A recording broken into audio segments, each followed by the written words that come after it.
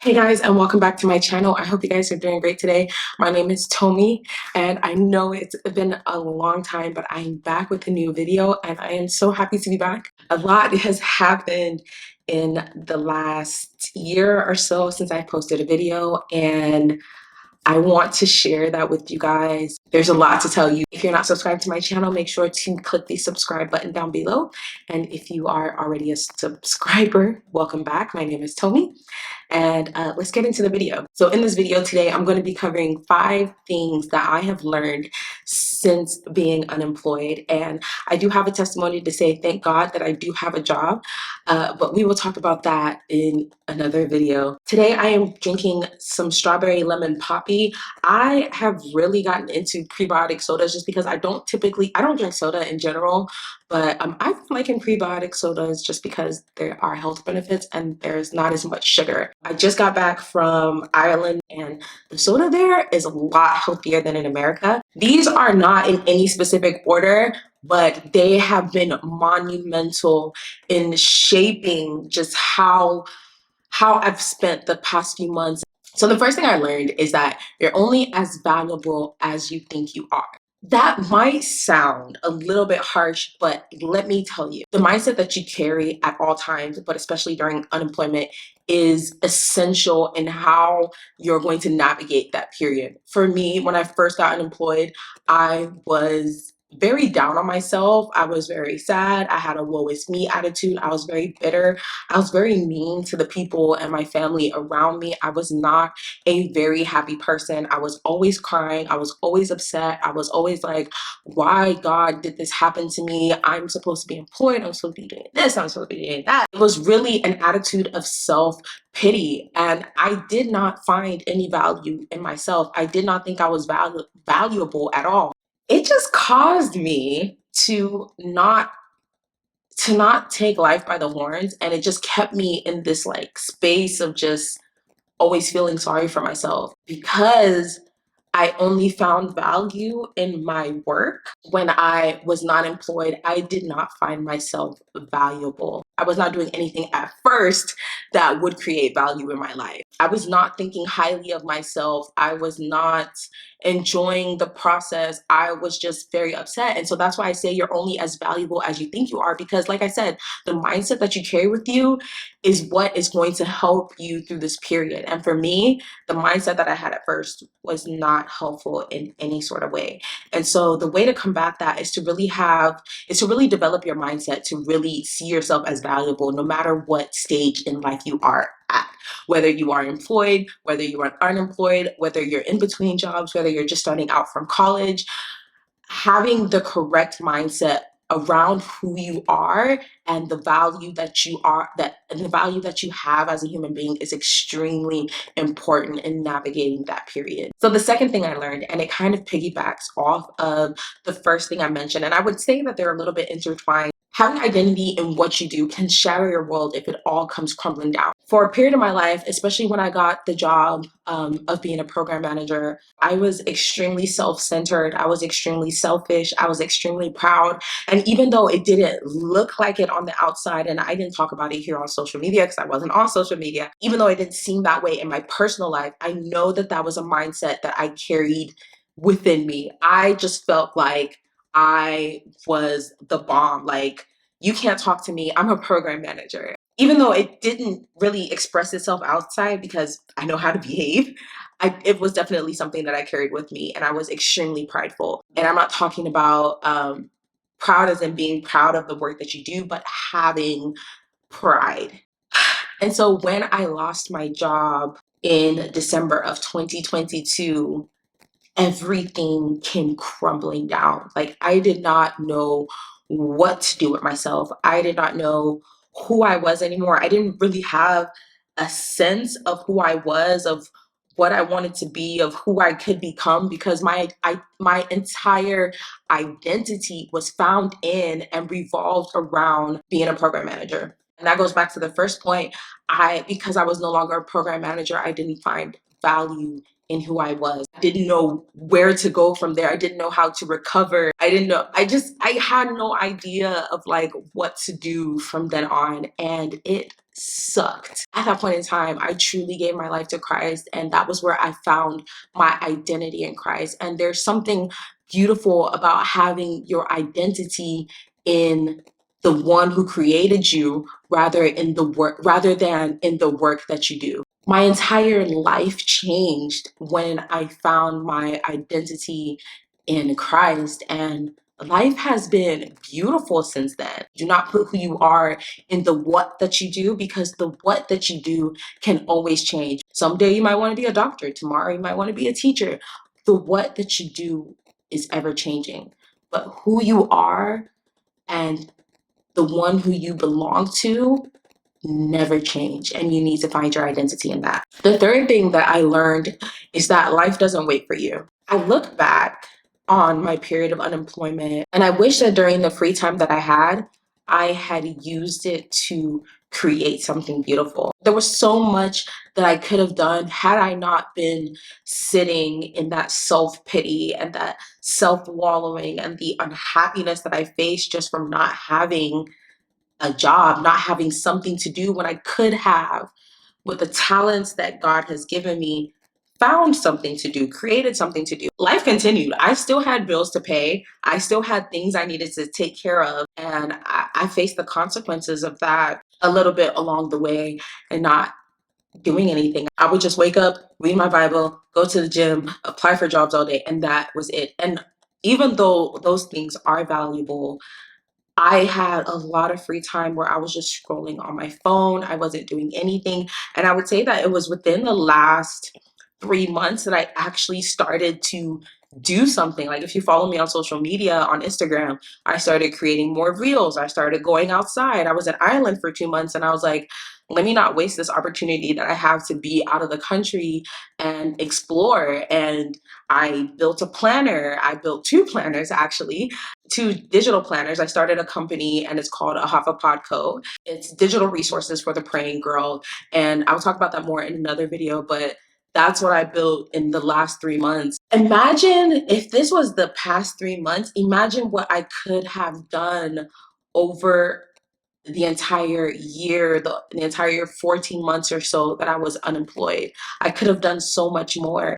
And so understanding that life doesn't wait for you, and you need to take life by the shirt collar and shake it and be like, I have to do something with you.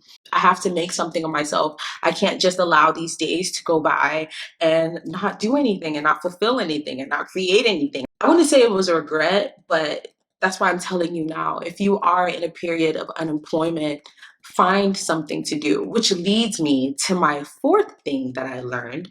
Find something to do and do it well. When I first became unemployed, I was able to get a job as a substitute teacher, which then turned into a full-time teacher job. And I did it for 5 months. I decided not to go back because I really wanted to try to get back into my career. I was a fifth grade math teacher. I taught math to 100 beautiful students every single day for the entire spring semester. It was a life-changing experience. I love children, and it was not something that I thought I would like, but when push comes to shove, there's some things that you just have to do. And I became a teacher, and it was a wonderful experience. I loved it so much, and I was pretty good at it too. Math is a very easy subject for me. I love math. They wanted to renew my contract, but I decided to, like I said, not go back. Even though it was just a job to help me get by, I really invested myself into that job. Like, my job was to show up every day and be someone that these kids can talk to, because the community where some of the students came from it's not the best community. A lot of drugs, a lot of gang violence, and the school was actually located basically in the center of it all. And so I wanted to come in and be that big sister, a friend, someone to confide in, someone to just be there for you. If you just need a hug, I'll give you a hug. If you need someone to listen to you rant about something, I was that person. I would always compliment my students. I would always try my best to make them feel beautiful, feel heard, feel loved, feel welcome. I wanted to create a beautiful environment for those kids that they would not only like me. I mean, my job wasn't there to be liked, but I wanted I wanted to create an environment where they felt loved and in turn would love math. And you know, I heard a lot of the kids wanted to keep in touch with me when I was leaving. Some of them cried. And so I say all of this to say, find something to do and do it well. I wanted them to love math. And I don't really know if I achieved that, but I do know that a lot of the students really liked that I cared, and they could tell that. And kids know, kids can tell, kids are extremely receptive. Even if they don't have the words directly to communicate that, they are extremely receptive and they know what's going on. And so creating that environment for them was a lovely experience. Another thing that I did June of last year, or 2023, that was when I officially had nothing to do. And from June to about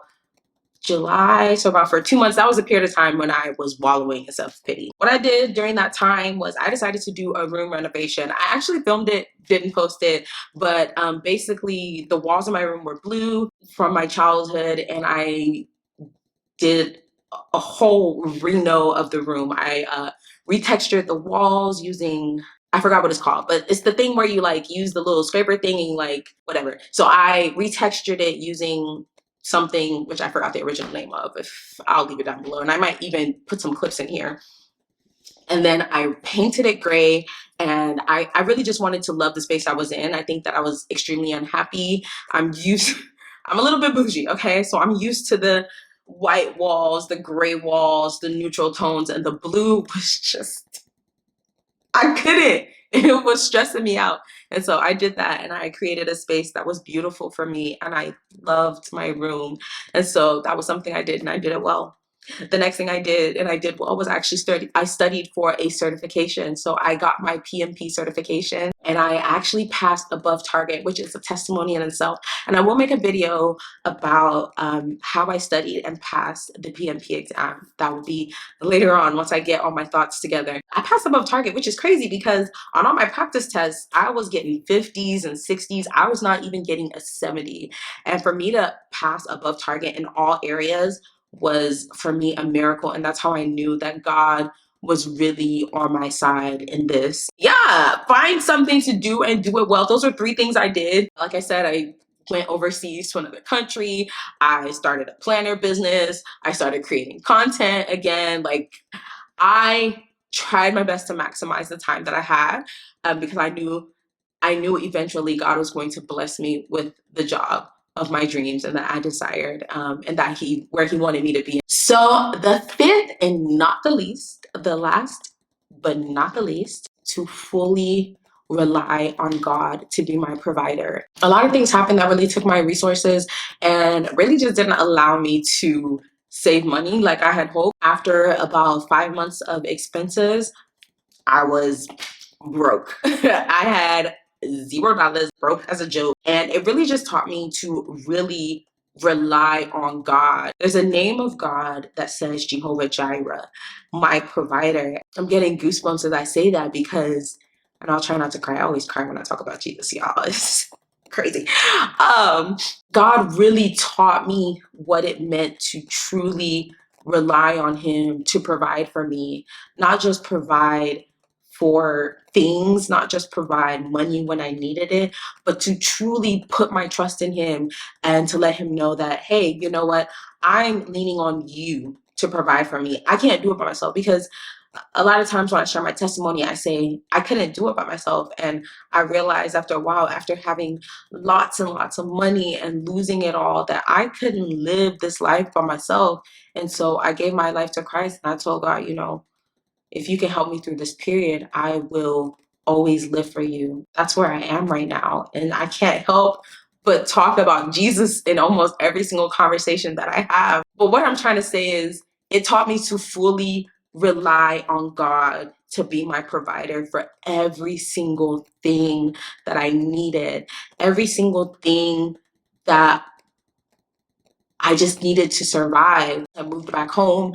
I was able to survive a couple of months, no cash. And then I went to Ireland. I was able to get like a little jobby job thing to just sustain me. I was staying with my aunt and uncle, so I wasn't spending much money except for travel, and maybe some snacks and food that I wanted, and then to pay some bills back in America as well. God really provided for me during that period, and He has really shown Himself in my life. He allowed me to reach a point where I couldn't do anything but rely on Him, because there was no other way anything was going to happen. Maybe I will share that testimony when the time comes. Yeah, I had to truly rely on God. I no longer had an identity in the work that I did.